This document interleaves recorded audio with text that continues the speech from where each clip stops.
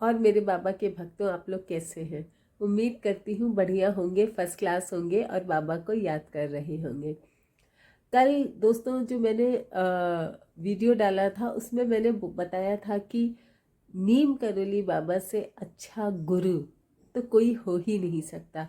आप उनका हाथ थाम लीजिए, बस आपको कुछ भी करने की ज़रूरत नहीं है, वो आपकी नैया पार लगा देंगे।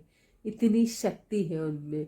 और अगर आप, मैंने जैसे एक अपनी फ्रेंड की कहानी सुनाई थी, आप भक्त नहीं भी हैं, आपको किसी भगवान में या मतलब किसी में आपको आप आस्तिक नहीं है, नास्तिक हैं, आप भगवान को नहीं मानते, लेकिन अगर आप उनकी भक्ति शुरू करेंगे तो आप भगवान को जानने लग जाएंगे, भगवान को मानने लग जाएंगे। ये चेंजेस ऑटोमेटिकली आपके अंदर हो जाएंगे और आपको पता भी नहीं चलेगा। यही उदाहरण मैंने आपको अपनी फ्रेंड का दिया था कि उसके हस्बैंड बिल्कुल नास्तिक थे, भगवान को नहीं मानते थे। तो मैंने ही उनसे कहा था तुम अपने घर में एक नीम करोली बाबा की फ़ोटो लेकर के आ जाओ। वो ले करके आए। उसके बाद उनके घर में इतनी पॉजिटिव चीज़ें हुई, मैं शॉर्ट में बता रही हूँ कि नौकरी चली गई थी, नौकरी लग गई, और जिस इंसान की वजह से नौकरी गई थी उसी इंसान ने रिक्वेस्ट करके उनको बुला करके नौकरी पर लगाया। और ऐसे ऐसे मिरेकल्स, पैसे की तंगी थी, अब एक नया घर खरीद रहे हैं। सिर्फ ये फ़ोटो लगाने का कमाल था बाबा का। तो सोचिए कितनी पॉजिटिव एनर्जी आपके पास आ जाती है। ठीक है, किसी किसी को देर लगती है, क्योंकि ये तो प्रारब्ध होता है। जैसे मैंने बताया था, किसी का काम जल्दी हो जाता है, उसके प्रारब्ध खत्म हो जाते हैं तो उसका काम जल्दी होता है, किसी को थोड़ा टाइम लगता है, पर होता ज़रूर है। अब बात ये आती है कि गुरु क्यों ज़रूरी होता है। जैसे अगर बाबा को किसी ने गुरु माना है तो गुरु लाइफ में ज़रूरी क्यों होता है, ये बात बहुत महत्वपूर्ण है। क्योंकि क्यों कहते हैं कि बिना गुरु के भक्ति नहीं हो सकती, बिना गुरु के आपको मार्ग दिखाने वाला नहीं है कोई, उसके दिखाए मार्ग पर ही आप चलेंगे तो ही आपको भगवत प्राप्ति होगी या भगवान की प्राप्ति होगी। तो ऐसा क्यों है, गुरु हमें क्यों चाहिए होता है, ये बात बहुत महत्वपूर्ण है। क्योंकि बिना गुरु के भक्ति हो ही नहीं सकती।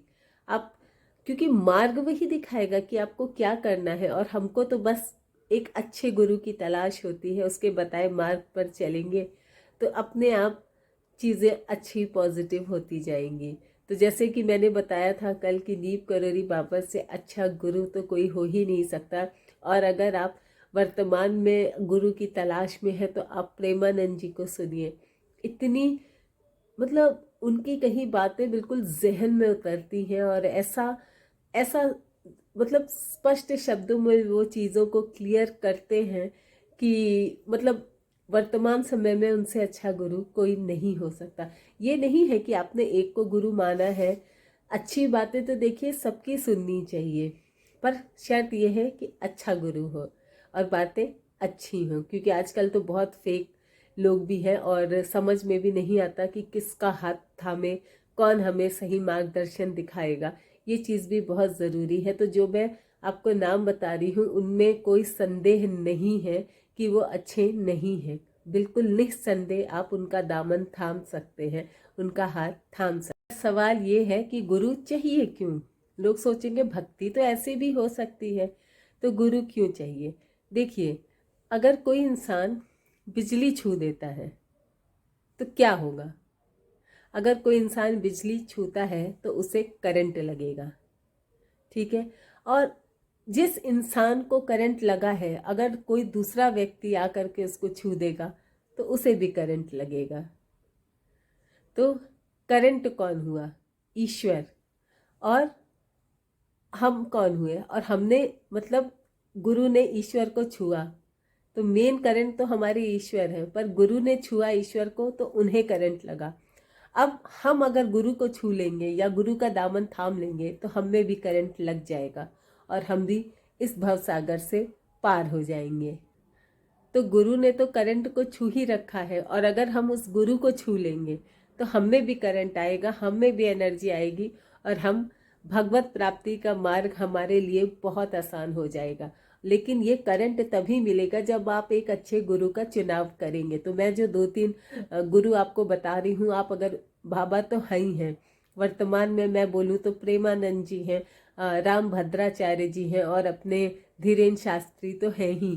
तो ये सब गुरु ऐसे हैं कि जो बहुत पॉजिटिव है। वैसे कईयों के अपने अपने विचार होते हैं, लेकिन ये इन पे आप विश्वास करिए, ये सच में बहुत अच्छे गुरु हैं और आपको सही मार्गदर्शन करेंगे, ये मेरा अनुभव है।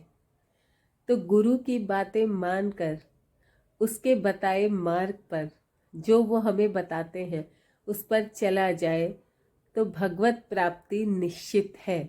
और क्यों सबको भगवत प्राप्ति करनी है? क्योंकि जीवन का अंतिम लक्ष्य तो यही है। यहाँ तो हम सिर्फ एक पात्रता निभाने आए हैं, हम सिर्फ एक पात्र हैं, एक कठपुतली है जो वो चला रहा है। अब वापस उसी के पास तो जाना है।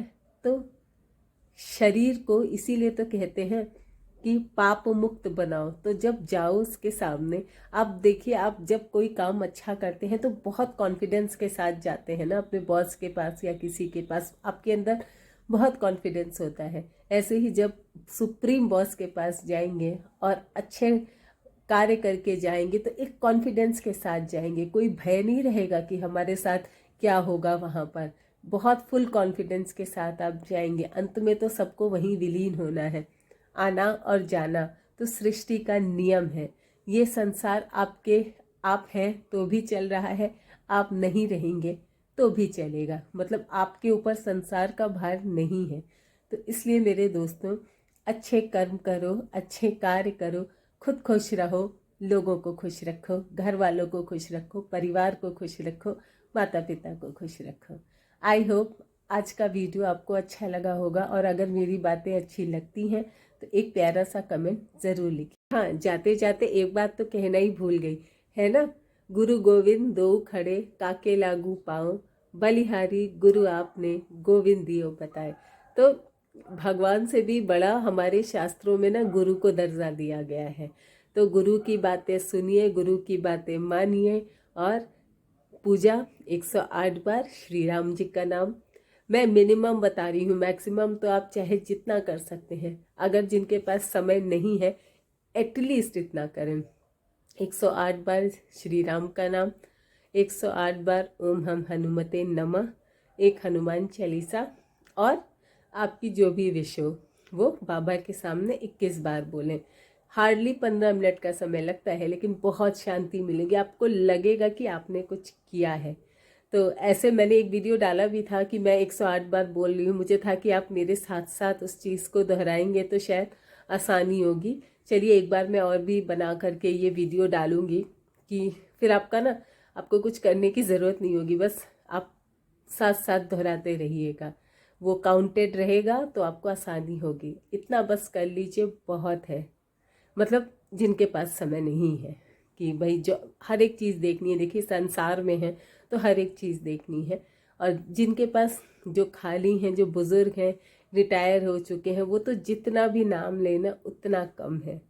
और जो ऑफिस गोइंग हैं, जो बिज़ी हैं, तो ठीक है, इतना करने के बाद जब भी आपको समय मिले, मन में अपना काउंटिंग, चैंटिंग, राम का नाम, राधे का नाम लेते रहें। तो आई होप आपको अच्छा लगा होगा। कल एक नए वीडियो के साथ आपसे मिलते